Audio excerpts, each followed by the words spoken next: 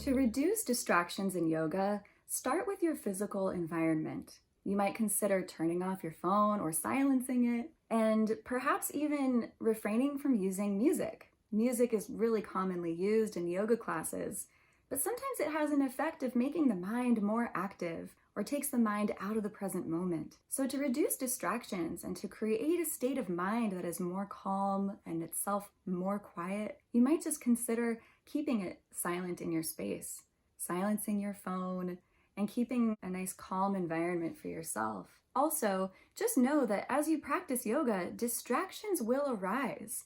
The mind is very busy, and that's a good thing. It helps us think and respond to stuff all throughout the day. So the thoughts in the mind and other distractions, they're not the enemy. Instead, you can kind of reframe these distractions as reminders to come back to what you're doing, to come back to the present moment. Ways of doing this include tuning into physical sensations in the body and also remembering your intention for going about that practice. So you might do what you can to eliminate little distractions such as noise or alerts on your devices, but you can also just kind of regard the distractions that come from within as being part of the practice, a way to re-engage with the present moment.